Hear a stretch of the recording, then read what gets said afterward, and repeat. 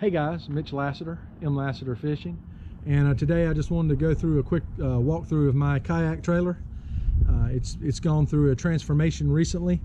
A lot of good information out there on Facebook groups about kayak do-it-yourself mods or trailer do-it-yourself mods, and used a lot of ideas that I found from there. The trailer that I have started its life as a single jet ski trailer, and I've done a lot of modifications to it in the past couple weeks.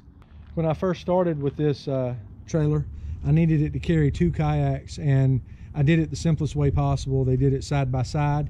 I'll drop a picture in the video here to show you how it was configured previously. The kayaks just sat on these carpeted runners that were mounted crossways across the trailer, and the kayaks each strapped down to some eye bolts that were there. Decided once I got the Native Slayer Max Propel, that's a heavy boat, that I wanted a trailer that I could back into the water and launch the boat straight off the trailer. There were 2 things preventing me from doing that before.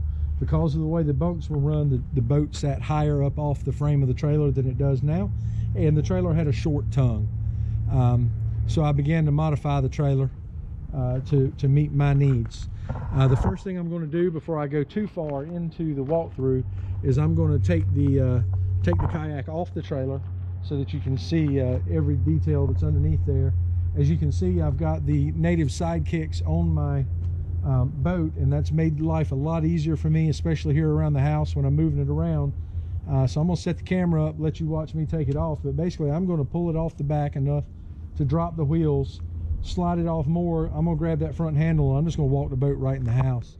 The PVC bunks that I've put underneath the boat really help with ease of getting it on and getting it off the trailer.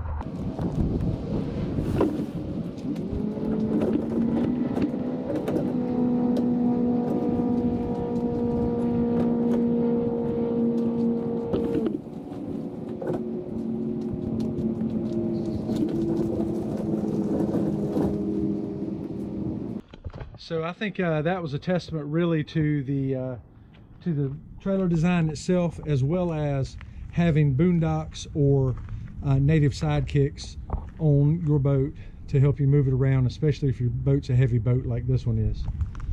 So let's start with the trailer itself. You got the galvanized frame that was the jet ski trailer. I took some unistrut, cut it to the same width as the trailer, which is about 40 inches from inside fender to inside fender, mounted it sideways across each end of the trailer. I took 3-inch PVC pipe. The pipe is mounted for this boat 6 inches on center, with a slight taper as it moves forward. So it's 6 inches at the front and it's slightly wider at the back.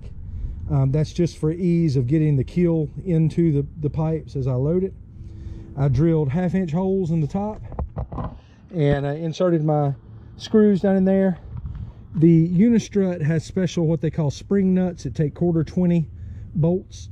So the hole in the bottom, the 1/4 20 bolt goes through, it goes into that spring nut, which locks it into this unistrut.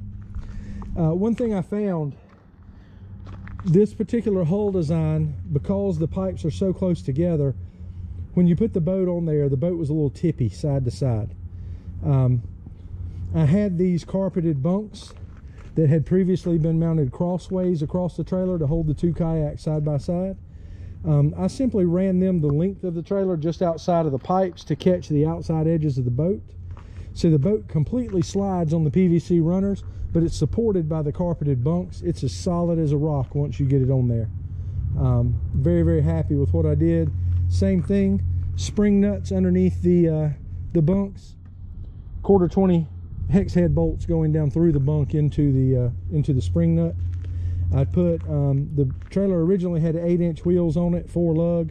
I put 12-inch wheels on it. I painted the fenders. The tongue was much shorter than it is now. The tongue actually came to about halfway between this eye bolt and the wheel. It was extremely touchy when backing, so I went and bought a 2x3 piece of raw steel. You have to buy it in 20-foot sections. I had them cut one section to 12 feet. So I basically extended the tongue of this trailer by about 3.5 feet from what it was. It looks pretty daggone long until you get the boat on it, and when you realize the front of the boat comes to about this position, it does leave about 4 feet up to the hitch. I could probably cut a foot and a half off of it. I kind of like it the way it is. So and I'm probably a little too lazy to pull the trailer wiring out so that I can cut the end of it off and then have to pull the wiring back through there again. I added the fold back wheel on the front so that I wasn't putting my trailer coupler down in the rocks every time I took it off. Wish I'd have got, I live on a hill, wish I'd have gotten a flat pad on the bottom instead of the wheel. They didn't really have what I needed, so I bought what they had. Yesterday I added this Keel Roller that has made a huge difference in the shakiness of the trailer. The boat actually helps support the trailer some now. They support each other, and it took some of the shakiness out. We do carry 2 boats on this trailer.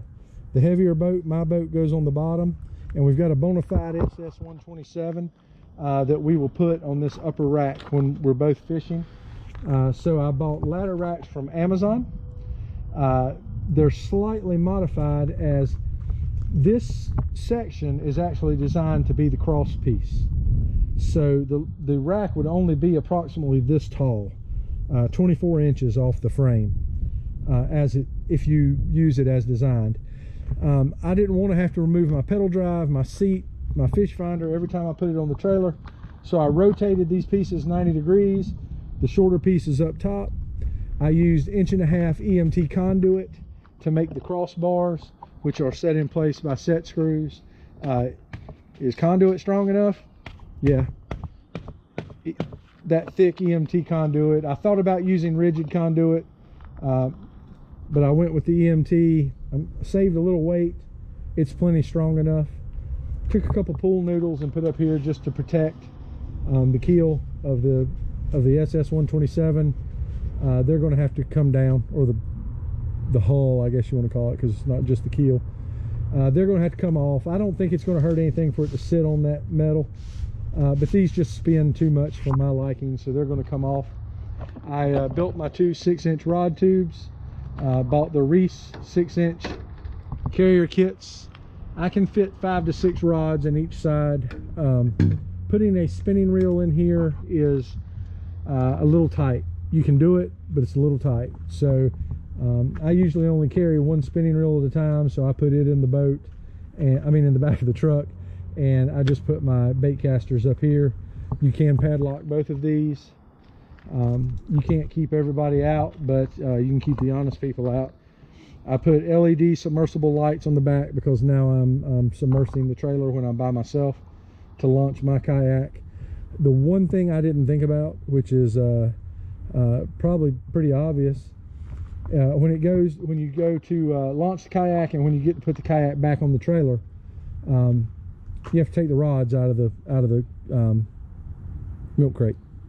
Vertical mounted rods actually hit against this, so that's not that big a deal. It's not ideal. The first time I took it out, I didn't even have the racks on it and everything. I had no issues. I put the racks on it and I got there and I thought, well, I didn't think that one through. But the ultimate goal was really to make transporting my kayak easier, be able to transport 2 kayaks. I can do that. It's not a problem now. It's much easier than it was. If the boat ramp is crowded, I just drop the side kicks, take it off in the parking lot, and roll it to the boat ramp, and I'm good to go. So that's it. That's what I've got. I'm very happy with it so far. I've driven, I don't know, I've been an hour up to a lake and an hour back. It pulls just fine. I was a little worried about having the other kayak up on top, but I've not had any issues with that. It rode just as steady as I could want it to. Today I want to give a shout out to Carolina Bass Co., makers of this fine jersey you see me wearing today. Carolina Bass Co. is a Raleigh, North Carolina based bait company. They make soft plastics, they make chatterbaits, they make hand painted crankbaits. They offer good stuff. They've got t-shirts, mugs. Go online, look them up, Carolina Bass Co.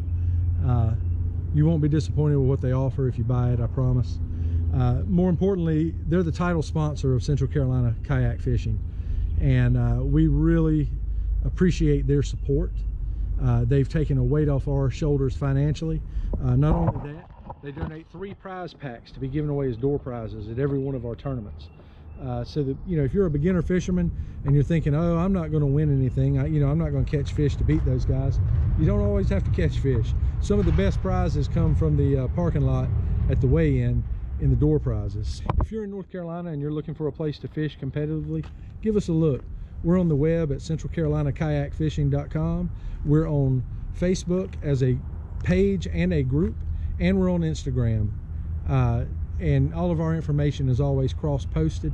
We market ourselves as family-friendly and cost-effective competitive kayak fishing. We have guys from the very earliest of beginners all the way up through seasoned anglers that participate in our events. They're great guys. They'll offer you a lot of tips. Don't be intimidated. You'll fit in. You'll feel like family. We all do. Thanks for watching, guys. I really appreciate it.